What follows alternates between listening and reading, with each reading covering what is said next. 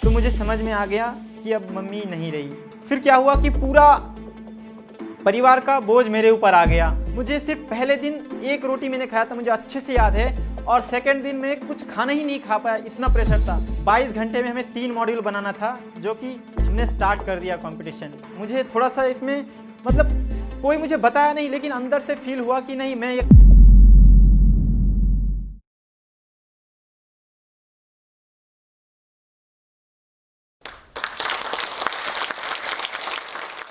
आप सबको किस्मत पर तो यकीन होगा ही, मुझे भी है, लेकिन मैं किस्मत से ज़्यादा अपनी मेहनत पे विश्वास करता हूँ, क्योंकि मेरी मेहनत ने मुझे आज इस जगह पे लाके खड़ा किया है जहाँ मैंने कभी सपने में भी नहीं सोचा था।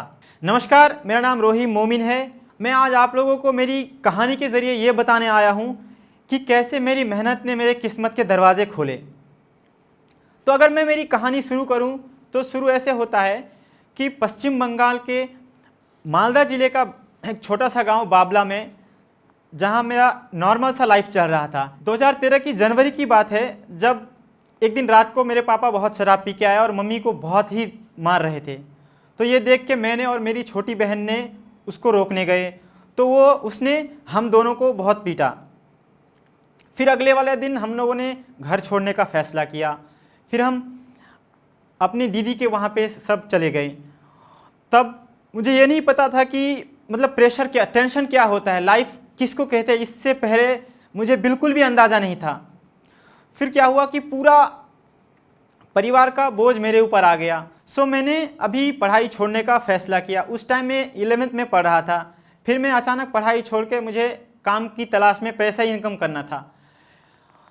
तो मैंने, मेरे जो जीजाजी थे वो राजमिस्त्री का काम करते थे, फिर मैंने उसके साथ लेबर का काम शुरू किया।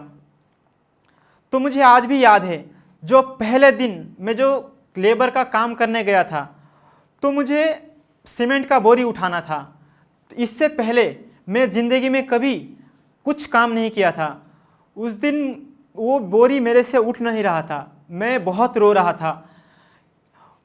ऐसे ही तरह पूरी दिन मैं रो रो के काम किया, और शाम को मुझे 150 रुपये मिले थे, जो कि उसमें मेरे घर चलाना पड़ता था। फिर मैंने दिल्ली का सोचा। हमारे गांव के ही एक ठेकेदार था जो सबको काम पे लेके जाता था दिल्ली। तो हमने उससे जुड़ा और दिल्ली में काम करने गए एज ए लेबर के रूप में। वहाँ मुझे काम करते हुए ये रियलाइज़ हुआ कि एक लेबर को सिर्फ 150 रुपये मिलते थे दिन के, और जो मिस्त्री था उसको 250 रुपये मिलते थे। तो मेरे अंदर भी एक लालच आया कि मुझे भी मिस्त्री बनना है, ज़्यादा पैसा कमाना है। तो मैंने भी मिस्त्री का काम करने के लिए पूरा मेहनत किया, और मतलब काम करते हुए मैं मिस्त्री काम सीखने लगा बहुत मेहनत से। फिर मैंने 2 महीने के अंदर ही काम सीख लिया, और फिर मैंने दोबारा दिल्ली के ATS कंपनी में आया, पहली बार मिस्त्री के रूप में 2014 में। बस उस टाइम लगभग ठीक ठाक ही चल रहा था, 7,500 रुपये कमा रहे थे, तो थोड़ा बहुत हो जा रहा था गुजारा। वैसे ही एक शाम को मुझे अचानक घर से फ़ोन आया कि घर पे कुछ प्रॉब्लम है, तुम्हें जल्दी से जल्दी घर आना है। तो उन लोगों ने मुझे ये नहीं बताया कि मेरी मम्मी उस टाइम एक्सपायर हो गई थी। जब मैं वहाँ पे घर पे पहुँचा तो मैंने देखा कि घर पे सब है, बहन है, दीदी है, जीजा है, लेकिन मम्मी नहीं है। तो मुझे समझ में आ गया कि अब मम्मी नहीं रही। तो उस टाइम मेरी ज़िंदगी एकदम मतलब बेकार हो चुका था। मुझे क्या करूँ, मुझे कुछ समझ में नहीं आ रहा था। तो उस टाइम मुझे मेरे दीदी, जीजा और उसके परिवार ने जो सहारा दिया, तो आज मैं यहाँ पे जो भी हूँ सिर्फ उसकी वजह से मैं यहाँ पे हूँ, नहीं तो मैं आज कुछ भी नहीं था, शायद मेरा वही वजूद ही नहीं रहता।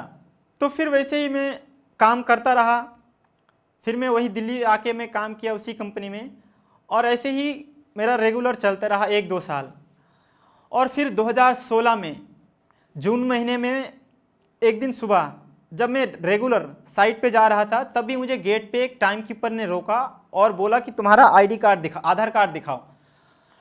तो मैंने उसको दिखाया, और उसने बताया कि एक मिस्त्री का कंपटीशन है जिसमें तुम्हें जाना है, वो भी 1 हफ्ते का हम ट्रेनिंग देंगे, तब तुम्हें कंपटीशन में हिस्सा लेना पड़ेगा।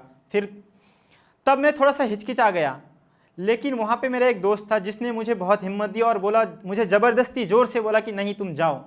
तो उसमें मुझे थोड़ा सा एक हौसला मिला। फिर मैं वहाँ पे गया, वहाँ पे मुझे 7 दिन का ट्रेनिंग दिया गया। ब्रिकलेइंग के बारे में, जो चिनाई कहते हैं, चिनाई के बारे में मुझे 7 दिन तक मुझे सिखाया गया। और फिर मेरा जर्नी शुरू हुआ इंडिया स्किल रीजनल कंपटीशन से, जहाँ पहला मेरा कंपटीशन हुआ दिल्ली एनसीआर में। एनसीआर से जो 18 कॉम्पिटिटर आए थे, उसमें से मैं सेकंड रैंक पे आया था और इनाम के तौर पर मुझे 3,000 रुपये कैश मिले थे। आप लोग विश्वास नहीं करेंगे, वो 3,000 रुपये जो था, मैं पहली बार एक साथ मेरे पर्स में इतना पैसा मैं देखा था। उससे पहले आज तक कभी नहीं, इतना पैसा कभी नहीं देखा। वहाँ से 4 लोगों को सिलेक्ट किया गया और फिर हम 4 लोगों को प्री नेशनल कंपटीशन के लिए पुणे लाया गया। प्री नेशनल कंपटीशन ऐसा था कि जो हम दिल्ली एनसीआर जोन से जिस 4 को सिलेक्ट किया था, वैसे ही महाराष्ट्र से, चेन्नई से, बेंगलोर से, ऐसे ही 5 अलग अलग जोन से 4 कैंडिडेट सिलेक्ट होकर टोटल 20 कंपटीटर वहाँ पे पार्टिसिपेट करने वाले थे। तो कंपटीशन शुरू होने से एक दिन पहले ही एक शाम को हमारा मीटिंग था, इनॉग्रेशन था कंपटीशन का। तो वहाँ पे जो प्रीवियस वर्ल्ड स्किल कॉम्पिटिटर था, जो परशुराम नाइक, जो 2015 में ब्राज़ील और न्यूजीलैंड गया था, उसके बारे में मुझे उसने अपनी स्टोरी बताई और उसने बताया कि मुझे इस कंपटीशन के बाद मुझे 3 लाख रुपए मिले।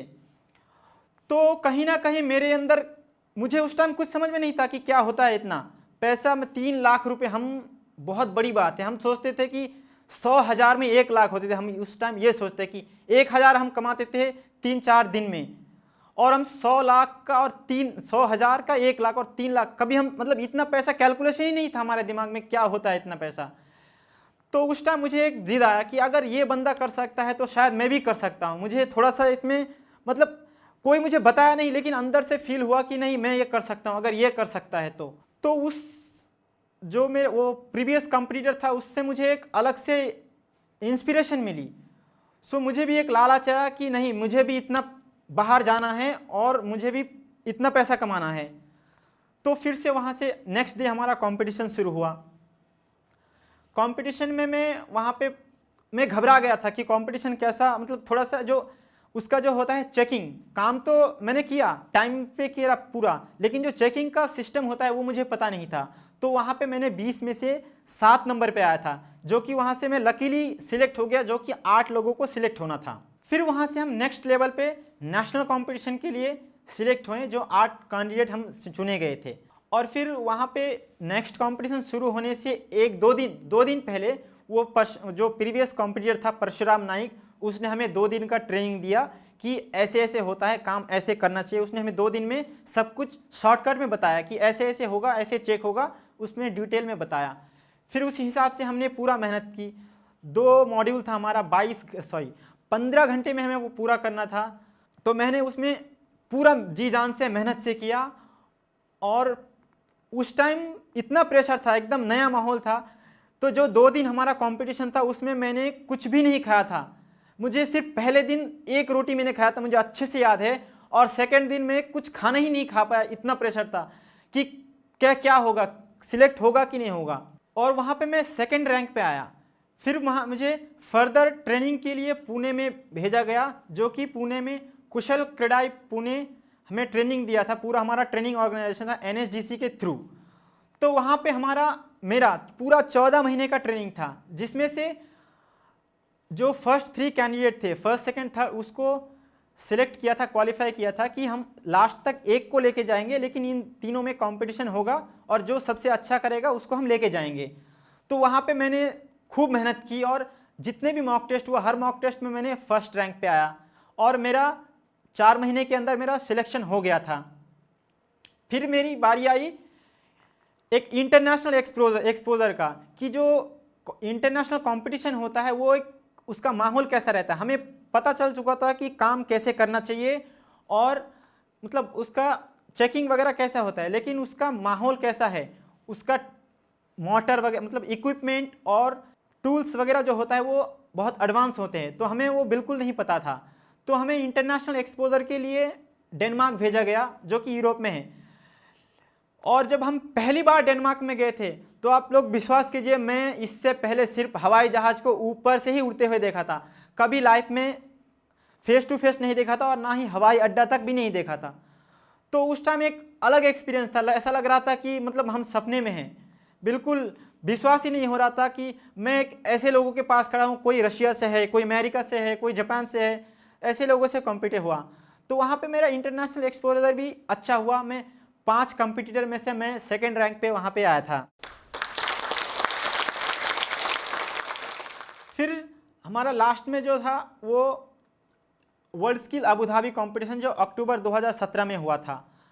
लेकिन वहाँ पे जो गया, वहाँ पे मेरे अगेंस्ट 30 देश थे। तो मैं एकदम पूरा मतलब घबरा गया। जो कि मेरे पास में जो था एक कनाडा का और एक नीदरलैंड का जो लड़का था, वो 7-7 फीट का था। मुझे देख के मैं क्या बोलूँ, मुझे एक बच्चा लग रहा था उसके सामने।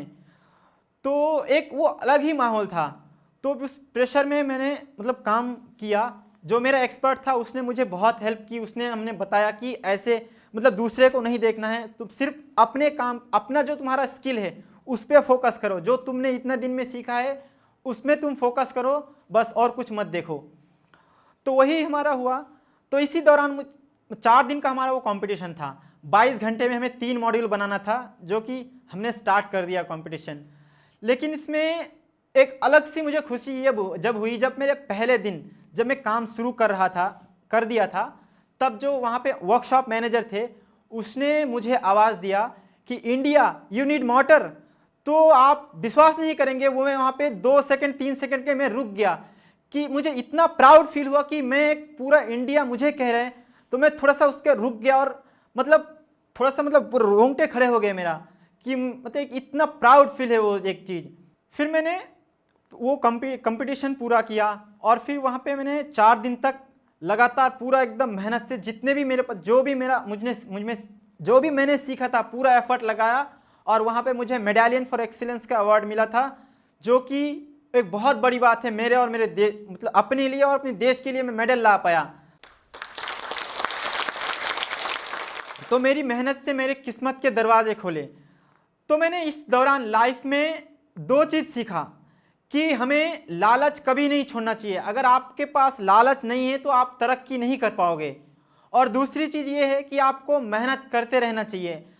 अगर आप मेहनत करोगे तो आपका रास्ता ज़रूर खुलेगा, और रास्ता खुलेगा तो आपको मंजिल भी दिखाई देगी। इससे पहले मेरा मंजिल क्या था मुझे बिल्कुल भी नहीं पता था, लेकिन NSGC के थ्रू मुझे जो ये अपॉर्चुनिटी मिली और जो मेरा किस्मत बदला, उसमें मतलब मेरी लाइफ पूरा चेंज हो चुका है। लेकिन पूरी हद तक, मतलब पूरा लाइफ तो नहीं, बट कुछ हद तक चेंज हो गया है कि मैं एक अच्छे से रह सकता हूँ, किसी से भी बात कर सकता हूँ, एक अच्छे सपने देख सकता हूँ। ये मैंने लाइफ से सीखा है। तो आप लोगों से मैं यही कहना चाहता हूँ कि आप लोग मेहनत करते रहिए, आपको मंजिल ज़रूर मिलेंगी। और अगर मंजिल मिलेगा तो किस्मत के दरवाजे खुलेंगे। धन्यवाद। इस वीडियो के बारे में अपनी राय नीचे कमेंट सेक्शन में हमें बताएं और अपने दोस्तों के साथ ये वीडियो शेयर करना ना भूलें।